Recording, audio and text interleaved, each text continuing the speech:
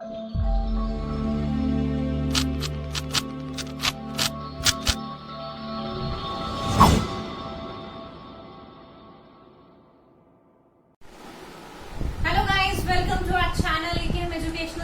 आज हम शुरुआत करेंगे क्लास 11 की सीरीज से।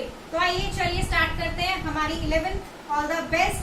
आज आपने कॉमर्स ले ली है, इसको आगे अच्छे से निभाइएगा। चलिए माइक्रो इकोनॉमिक्स से शुरुआत होगी। माइक्रो इकोनॉमिक्स में सबसे पहले हम बात करेंगे बेसिक्स टर्म्स की। ऑलराइट, देखो कॉमर्स में आप पहली बार एंटर कर रहे हैं, अगर किसी को कभी भी कोई भी डाउट होता है बेटा वो कमेंट सेक्शन में जाके पूछ सकता है। चलिए जी शुरुआत करते हैं। बेसिक टर्म, सबसे पहला टर्म है हमारा इकोनॉमी। क्या है? इकोनॉमी। देखिए इकोनॉमी क्या होता है? इकोनॉमी एक ऐसा सिस्टम है जहाँ पे हम क्या करते हैं, अलग अलग एक्टिविटीज करते हैं। क्या करते हैं? अलग अलग एक्टिविटीज करते हैं। मतलब एक ऐसा सिस्टम जहाँ पे डिफरेंट डिफरेंट एक्टिविटीज की जा रही हैं, जैसे कि प्रोडक्शन हो गया, कंजम्पशन हो गया, ठीक है। तो जहाँ पे इतनी सारी डिफरेंट डिफरेंट एक्टिविटीज हम करते हैं, इस पूरे के पूरे थ्रू आउट प्रोसेस को हम क्या बोलते हैं? इकोनॉमी बोलते हैं। राइट, तो इकोनॉमी में कौन होता है? ये एक्टिविटी करने वाला हम होते हैं। हम कौन?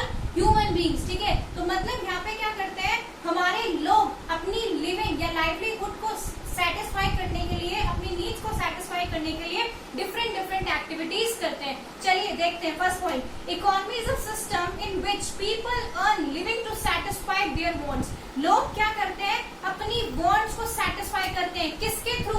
Through the process of production, consumption, investment and exchange. कौन कौन से फंक्शंस करते हैं बेटे? Production, consumption, investment and exchange. Production बचपन से सुनते आ रहे हैं, प्रोड्यूसर करता है। कंज्यूमर, हम लोग कंज्यूमर है। और इन्वेस्टमेंट, जब हम कहीं पैसा इन्वेस्ट करते हैं। और एक्सचेंज, गुड्स एंड सर्विसेज के एक्सचेंज की बात कर रहे हैं। चलिए इनको डिटेल में देखते हैं। सबसे पहला पॉइंटर है हमारा कंजम्पशन। कंजम्पशन क्या होता है बच्चे? कंजम्पशन का मतलब हुआ गुड्स एंड सर्विसेज को कंज्यूम करना, इनटेक करना, ठीक है। मतलब हम कंज्यूमर की तरह क्या कर रहे हैं, उस पर्टिकुलर कॉमोडिटी मतलब किसी भी चीज को हम क्या कर रहे हैं? इनटेक कर रहे हैं, ताकि हमारी जो वांट्स है, ठीक है, हमारी जो चाहते हैं वो क्या हो सके? पूरी हो सके। तो देखिए the process of using up of goods and services to directly satisfy human wants, इन्हें ही क्या बोला जाता है? कंजम्पशन बोला जाता है। मतलब कि मैंने कि सारा का सारा गुड्स एंड सर्विसेज को क्या किया, इसको डायरेक्टली अपनी वांट्स को सेटिस्फाई करने के लिए क्या किया, कोई भी प्रोडक्ट, कोई भी गुड्स एंड सर्विसेज लिया, ठीक है। तो इस पूरे प्रोसेस को जो मैंने इंटेक किया, इस पूरे प्रोसेस को वर्ड को क्या यूज करते हैं? कंजम्पशन, ठीक है। आगे लिखा हुआ है देखिए, collective human wants, collective human wants are called as consumption. तो जब मेरी सारी की सारी वांट्स पूरी हो जाती है, जो मैं उनको इंटेक करती हूँ, इसी प्रोसेस को क्या बोला जाता है? कंजम्पशन। नेक्स्ट होता है बेटा प्रोडक्शन। प्रोडक्शन का मतलब क्या होगा? कोई चीज हम क्या कर रहे हैं? प्रोड्यूस कर रहे हैं। तो प्रोडक्शन कैसे होती है? इनपुट्स की मदद से होती है। कैसे होती है? इनपुट्स की मदद होती है। तो इनपुट्स की मदद से जो भी मैंने आउटपुट निकाला, तो conversion of input into the output is called as an हमारा प्रोडक्शन। तो प्रोडक्शन क्या होता है? Conversion of input into the output. Next term देखिए इन्वेस्टमेंट। इन्वेस्टमेंट का मतलब देखो, अगर हम बात करें तो होता क्या है कि हम कुछ ना कुछ क्या कर रहे हैं? पैसा इन्वेस्ट कर रहे हैं, या कुछ भी चीज क्या कर रहे हैं? इन्वेस्ट कर रहे हैं। किसके लिए? फ्यूचर पर्पस के लिए। तो जो इन्वेस्टमेंट है वो करंट पर्पस के लिए नहीं की जाती, हम उसके किसके लिए करते हैं? फ्यूचर के लिए करते हैं। तो रीड आउट करिए देखिए, the purchase of goods that are not consume today. वो गुड्स जो आज कंज्यूम नहीं होंगे, किसके लिए यूज कर रहे हैं? फ्यूचर वेल्थ क्रिएट करने के लिए यूज कर रहे हैं। तो वो पैसा जो हमने फ्यूचर के लिए या फ्यूचर पर्पस के लिए लगाया है, this is called as an investment. जैसे कि आज आपने घर खरीदा, किस पर्पस से खरीदा होगा? कि चलो फ्यूचर में इसे बेच देंगे या फ्यूचर में इसकी जरूरत पड़ेगी। तो दिस कंपोनेंट या this factor is called as an हमारा इन्वेस्टमेंट। नेक्स्ट होता है एक्सचेंज। एक्सचेंज का मतलब होता है जो भी हमारी इकोनॉमी में हम गुड्स एंड सर्विस इधर से उधर देते हैं, ठीक है। प्रोड्यूसर इधर से उधर करता है, कंज्यूमर को देता है, ठीक है। तो ये सारा का सारा प्रोसेस क्या कहलाता है? एक्सचेंज कहलाता है। नाउ आई थिंक इकोनॉमी समझ आ गया होगा। चलिए जी नेक्स्ट पॉइंट देखिए, गुड्स, ठीक है। गुड्स क्या होते हैं? गुड मतलब होता है वो टैंजिबल फैक्टर्स। टैंजिबल क्या होते हैं बेटे? जिनको छुआ जा सकता है, जिनको टच कर सकते हैं। जैसे कि मेरे पास फोन है, तो ये क्या हो गया? मेरा टैंजिबल फैक्टर, मतलब इसको मैं छू सकती हूँ। तो वो फिजिकल या टैंजिबल थिंग्स जो हमारी वांट्स को डायरेक्टली सेटिस्फाई करते हैं, उनको गुड्स कहते हैं। जैसे कि लैपटॉप आपकी नीड को सेटिस्फाई कर रहा है, फोन आपकी नीड को सेटिस्फाई कर रहा है, बुक आपकी नीड को सेटिस्फाई कर रही है, आप इन्हें टच कर सकते हो, तो इनको क्या बोलते हैं, गुड्स। नेक्स्ट पॉइंट है हमारा सर्विसेज, वो एक्टिविटीज या वो टाइप ऑफ एक्टिविटी जिनको आप स्टोर नहीं कर सकते, ठीक है, या जिनको आप टच नहीं कर सकते, ये क्या होते हैं, इंटेंजिबल होते हैं। क्या होते हैं, इंटेंजिबल। गुड्स क्या होते थे, टेंजिबल, इनको आप छू सकते हो। सर्विसेज क्या है, इंटेंजिबल, जैसे कि टीचर की सर्विसेज, डॉक्टर की सर्विसेज। आप डॉक्टर को खरीद के थोड़ी घर लाते हो, टीचर को अपने साथ थोड़ी लाते हो, बट जब आप मार्केट में बुक लेने जाते हो, पैसे के बदले आप बुक घर लेकर आते हो, वो आपकी हो जाती है, तो वो होता है गुड्स की, वो फिजिकल फैक्टर आपका हो गया। बट सर्विसेज में क्या करते हो, आप उन चीजों को फील कर सकते हो, राइट। तो मतलब सर्विस एंड गुड्स में बस यही फर्क होता है कि हमारे जो गुड्स होते हैं वो टेंजिबल होते हैं, और जो सर्विसेज होते हैं उनको सिर्फ फील कर सकते हैं, उनको परचेज नहीं कर सकते, इसलिए उनको क्या बोला जाता है, इंटेंजिबल। सर्विसेज को स्टोर नहीं किया जा सकता, जैसे कि अगर मैं आपको पढ़ा रही हूँ तो आप मुझे स्टोर नहीं कर सकते, राइट। जो मैं पढ़ा रही हूँ आप उस चीज को लर्न कर सकते हो, तो सर्विसेज एंड गुड्स में बस इतना ही फर्क होता है। नेक्स्ट है बच्चे रिसोर्सेज। रिसोर्सेज क्या होते हैं, रिसोर्सेज मतलब वो गुड्स एंड सर्विसेज जो हमारी मदद करते हैं दूसरे गुड्स एंड सर्विसेज को बनाने के लिए, ऑलराइट। तो वो गुड्स एंड सर्विसेज जो हमारी मदद कर रहे हैं दूसरे गुड्स एंड सर्विसेज, नए गुड्स एंड सर्विसेज बनाने के लिए, उनको हम क्या बोलते हैं, रिसोर्सेज बोलते हैं। क्या बोलते हैं, रिसोर्सेज। क्या क्या होते हैं ये हम और जाके डिटेल में पढ़ेंगे। नेक्स्ट है स्कैरसिटी। स्कैरसिटी मतलब नाम से पता है, बिल्कुल शॉर्टेज। क्या है, शॉर्टेज। तो स्कैरसिटी मीन्स होता है शॉर्टेज। किस चीज की शॉर्टेज, रिसोर्सेज की शॉर्टेज। देखो हमारी इकोनॉमी में ना हमारे पास जो रिसोर्सेज हैं वो क्या है, लिमिटेड है, राइट। हम सुनते हैं ना कि रिसोर्सेज का सही तरीके से इस्तेमाल करना चाहिए क्योंकि वो क्या है, लिमिटेड है। तो स्कैरसिटी जो है वो इसी वजह से आया क्योंकि हमारे रिसोर्सेज क्या है, लिमिटेड है। तो स्कैरसिटी का मतलब देखिए, it means shortage of resources in relation to their demand. मतलब रिसोर्सेज की जो डिमांड है उस अवेलेबिलिटी में मेरे पास मतलब जितनी मेरी डिमांड है उस टाइप के रिसोर्सेज मेरे पास उतने अवेलेबल नहीं है। तो क्या आ गई, स्कैरसिटी आ गई। रिसोर्सेज कम है, जरूरतें ज्यादा है, मतलब डिमांड ज्यादा है। तो यहाँ पे जो कॉन्सेप्ट हुआ वो क्या हुआ, स्कैरसिटी। स्कैरसिटी मतलब शॉर्टेज। नेक्स्ट देखिए, नेक्स्ट अब हम बात करेंगे इंट्रोडक्शन की। अभी हमने बेसिक्स टर्म्स पढ़े, अब हम बात करेंगे इंट्रोडक्शन की, जहाँ पे हम शुरुआत करेंगे डेफिनेशन ऑफ इकोनॉमिक्स से। देखो इकोनॉमिक्स क्या है, economics is a study of human behaviour. Economics क्या है, ह्यूमन बिहेवियर से डील करता है। किससे डील करता है बेटा, ह्यूमन बिहेवियर से डील करता है। आगे देखिए, in the process of production, consumption, exchange and distribution of goods and services with given resources. अभी जितनी भी टर्म्स हमने पढ़ी वो सारी की सारी टर्म्स को मिला के मैं कह सकती हूँ क्या बन गया मेरा, इकोनॉमिक्स बन गया। चलिए दोबारा पढ़ते हैं। The process of production, consumption, exchange and distribution of goods and services with given resources to satisfy human wants is called as an economics। मतलब वो प्रोसेस जो मैं कर रही हूँ, production process, consumption process, investment और एक्सचेंज, ठीक है, गिवन रिसोर्सेज, जो रिसोर्सेज मेरे पास है उनकी मदद से, किस चीज के लिए, ताकि मेरे लोगों की जरूरतें पूरी हो, इसी को हम क्या बोलते हैं, इकोनॉमिक्स बोलते हैं बच्चे।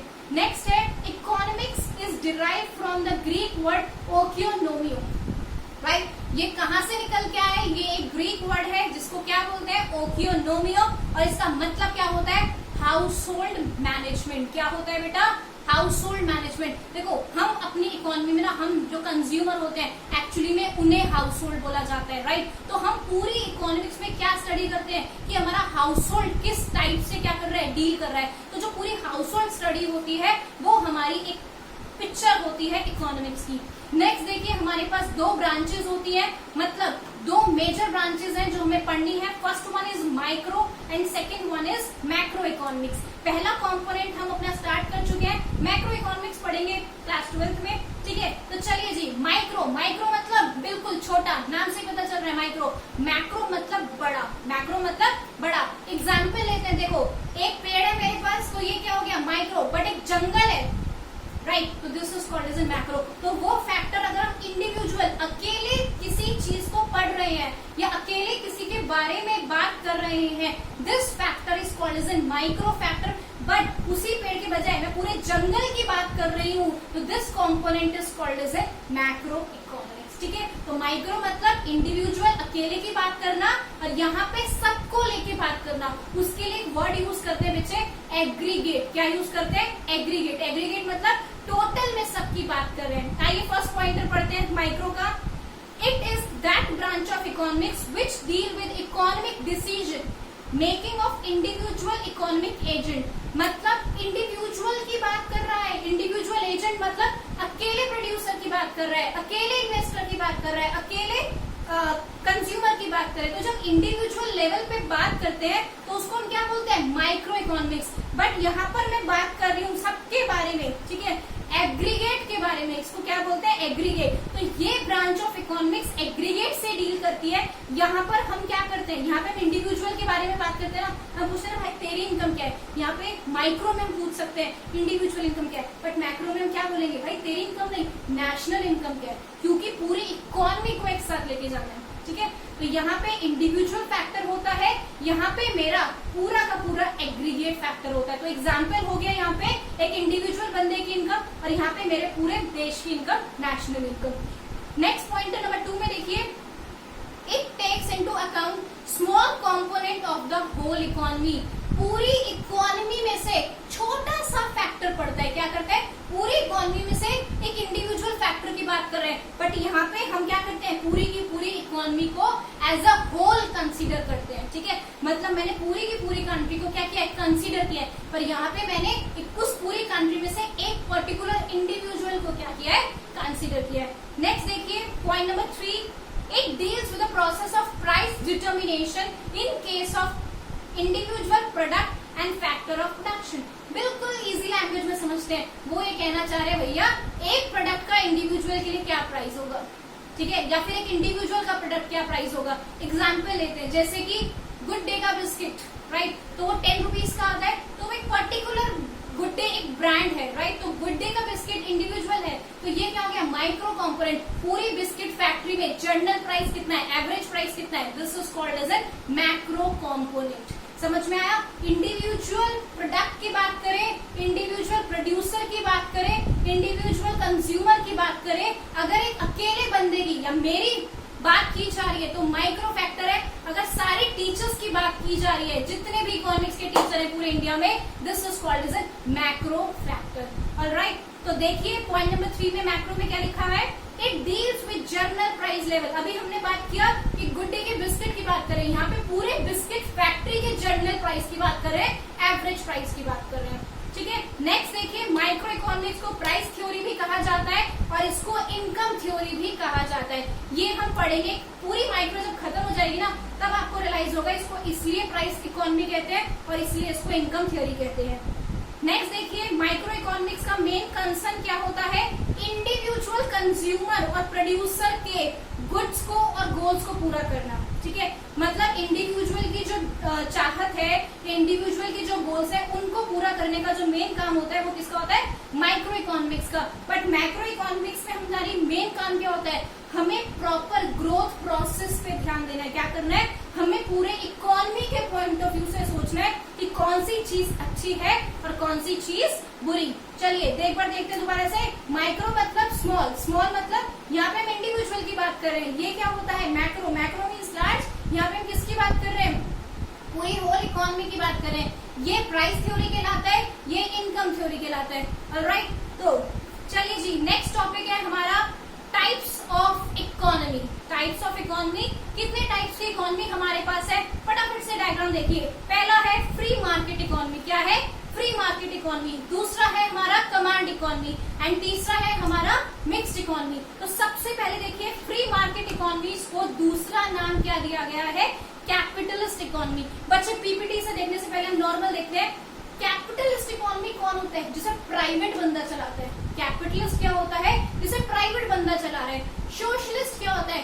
सोशल वेलफेयर के साथ चल रही है, मतलब सोशल वेलफेयर के लिए काम कौन करता है? गवर्नमेंट। तो सोशलिस्ट कौन चलाता है, कौन रन करता है? गवर्नमेंट। एंड नेक्स्ट है मिक्स्ड। मिक्स मतलब दोनों है, प्राइवेट सेक्टर भी है प्लस गवर्नमेंट सेक्टर भी है, राइट। तो कैपिटलिस्ट इकोनॉमी को एक बार देखते हैं। It is an economic system in which production our own, control and manage. Underline these words को लर्न कर लीजिएगा। Owned, controlled and manage by private individuals. यहाँ पे जो प्रोडक्शन है वो कौन करेगा? हमारा प्राइवेट वाला बंदा करेगा अपनी करेगा अपने कंट्रोल से करेगा, खुद ही मैनेज करेगा, खुद ही प्रोडक्शन करेगा और उसको खुद ही क्या करेगा, कंट्रोल करेगा, right. Who use these resources to generate profit with minimum interference of the government. मतलब कैपिटलिस्ट इकोनॉमी में क्या होता है, जो हमारा प्रोड्यूसर होता है उसमें गवर्नमेंट के इंटरवेंशंस बहुत कम होते हैं, मतलब गवर्नमेंट इतने बीच में इतना ज्यादा नहीं आती है, ठीक है। यहाँ पर जो इंडिविजुअल्स होते हैं वो फ्रीली अपना ट्रेड कर पाते हैं मिनिमम गवर्नमेंट इंटरवेंशन के साथ, ठीक है। और इनका मेन ऑब्जेक्टिव या मेन एजेंडा क्या होता है, प्रॉफिट अर्न करना। जैसे कि हमारे रिलायंस के मालिक, ठीक है, तो उनका मेन एजेंडा क्या है, प्रॉफिट कमाना भाई, राइट। तो नेक्स्ट देखिए सोशलिस्ट इकोनॉमी। सोशलिस्ट इकोनॉमी क्या था, मैं बात करूं यहाँ पे सारा का सारा जो सेगमेंट है ना, सारा का सारा जो प्रोडक्शन है, जो ऑपरेशन है, जो कंट्रोल है प्रोडक्शन पे, वो किसके हाथ में बेटे, गवर्नमेंट के हाथ में। मतलब गवर्नमेंट की सोल अथॉरिटी है जो कि क्या कर रही है, काम कर रही है। तो यहाँ पे जो गवर्नमेंट सारा का सारा काम कर रही है उस इकोनॉमी को क्या बोला जाता है, सोशलिस्ट इकोनॉमी। और इस इकोनॉमी में जो भी गवर्नमेंट कुछ करेगी उसका मेन ऑब्जेक्टिव क्या रहेगा, उसकी सोसाइटी का भला हो। तो मतलब यहाँ पे सोशल वेलफेयर को ज्यादा इंपॉर्टेंस दी जाती है। क्या दी जाती है, सोशल वेलफेयर को ज्यादा इंपॉर्टेंस दी जाती है। तो कैपिटलिस्ट और सोशलिस्ट में मेजर डिफरेंस क्या होता है, कैपिटलिस्ट प्राइवेट इंडिविजुअल रन करता है एंड यहाँ पर सोशलिस्ट में गवर्नमेंट रन करती है, ठीक है। यहाँ पे मेन ऑब्जेक्टिव प्रॉफिट का होता है और यहाँ पे हमारा सर्विस सेक्टर या फिर सोशल वेलफेयर का मोटिव होता है। नेक्स्ट है हमारा मिक्स्ड इकोनॉमी।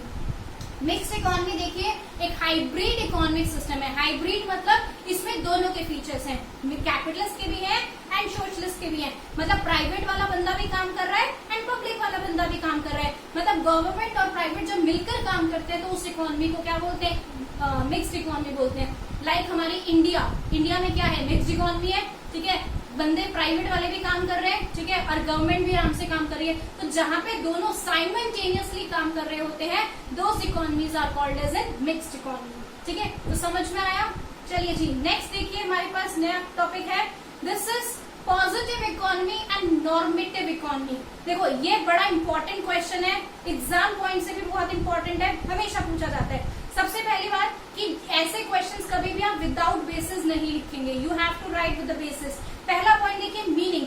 पॉजिटिव का मतलब क्या हुआ, पॉजिटिव मतलब एक्चुअली में जो सच है, ठीक है, या जो एक्चुअल रियलिटी है मेरी इकोनॉमी की, उसको हम बोलते हैं पॉजिटिव इकोनॉमी। और दूसरा क्या है कि नॉर्मेटिव। नॉर्मेटिव मतलब ऐसा होना चाहिए था, मैं चाहती हूँ ऐसा होना चाहिए था। तो एक पर्टिकुलर बंदे का जजमेंट, एक पर्टिकुलर बंदे का ओपिनियन एक नॉर्मेटिव इकोनॉमिक्स कहलाता है। जबकि पॉजिटिव क्या है, हमारा जो एक्चुअल पोजीशन है। जैसे कि एग्जांपल लेते हैं, मेरे देश में गरीबी नहीं होनी चाहिए, ये क्या है, मैं चाहती हूँ, मेरा सजेशन है, मेरी जजमेंट है, इसलिए इसको क्या कहेंगे, नॉर्मेटिव इकोनॉमिक्स। मेरे देश में गरीबी है, सच है, पॉजिटिव इकोनॉमिक्स, ऑलराइट। तो यहाँ पर एक्चुअली जो है उससे बात करते हैं, यहाँ पर जो हम चाहते हैं उससे बात करते हैं। चलिए आइए देखते हैं meaning. It deals with the things they are, जो एक्चुअल में जैसी चीजें हैं उससे अगर हम डील कर रहे हैं तो उसको बोलेंगे पॉजिटिव इकोनॉमिक्स।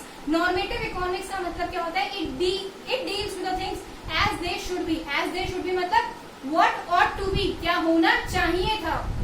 नेक्स्ट देखिए, पॉजिटिव इकोनॉमी में रियल फैक्ट्स होते हैं क्योंकि वो एक पर्टिकुलर इवेंट पे या फिर जो सिचुएशन होती है उस पर डिपेंड होती है। यहाँ पे नॉर्मेटिव में हमारे ओपिनियंस होते हैं, हमारे सजेशंस होते हैं। तो यहाँ पे कोई इंडिविजुअल फैक्ट्स की बात नहीं कर सकता। नेक्स्ट, हम पॉजिटिव इकोनॉमी को वेरीफाई कर सकते हैं। क्यों? क्योंकि हमारे पास एक डेटा होता है। यहाँ पे तो सिर्फ जजमेंट और ओपिनियंस है, क्या हम वेरीफाई कर सकते हैं? नहीं कर सकते। नेक्स्ट देखिए, पॉजिटिव इकोनॉमी क्या होती है, pure and neutral between ends. इसका जो नेचर होता है वो प्योर होता है, एक्चुअल चीज होती है। बट अगर मैं बात करूं नॉर्मेटिव की, तो नॉर्मेटिव क्या होता है, जजमेंटल होता है, सजेशन होता है, हमारा ओपिनियन, ठीक है। तो उसको हम क्या बोलेंगे, नॉर्मेटिव इकोनॉमी बोलेंगे। नेक्स्ट, पॉजिटिव इकोनॉमी का मेन पर्पस क्या होता है, ये हमें इकोनॉमिक एक्टिविटी का एक्चुअल डिस्क्रिप्शन देता है। क्या देता है? एक्चुअल डिस्क्रिप्शन देता है, टोटली हमें सच्चाई बताता है। और यहाँ पे हम क्या कहते हैं कि आइडियल्स डिटरमाइन करता है। क्या करता है? आइडियल्स मतलब ये होना चाहिए था, है या नहीं कोई फर्क नहीं पड़ता, होना चाहिए था, is called as a normative. Okay, तो इसका जो मेन जजमेंट्स। यहाँ पे हम जजमेंट्स को वैल्यू नहीं करते, ठीक है। अब जो पॉजिटिव है, सच्चाई है, अच्छी भी हो सकती है, बुरी भी हो सकती है, राइट। तो पॉजिटिव इकोनॉमी में हम कोई वैल्यू नहीं दे सकते, बट नॉर्मेटिव में हम वैल्यू, उसके गिव वैल्यू जजमेंट हम देते हैं कि ये होना चाहिए था, ये नहीं होना चाहिए था। तो एग्जाम्पल अगर हम दोबारा से देखें तो एग्जाम्पल देखिए कि हमारे देश में गरीबी है, दिस इज पॉजिटिव इकोनॉमी। हमारे देश में लिटरेसी रेट कम है, this is a positive economy. Normative economy की बात करूं तो हमारे देश में गरीबी नहीं होनी चाहिए, हमारे देश में हर बंदा पढ़ा लिखा होना चाहिए। तो ये हमारा एग्जाम्पल हुआ नॉर्मेटिव इकोनॉमिक्स का। तो ये थे हमारे टाइप्स ऑफ इकोनॉमिक्स, ठीक है। उसके बाद चीजें हम डिस्कस करेंगे अपनी नेक्स्ट वीडियो में। चलिए जी, आज वाइंड अप करते हैं। Thank you so much. Please like, subscribe and share.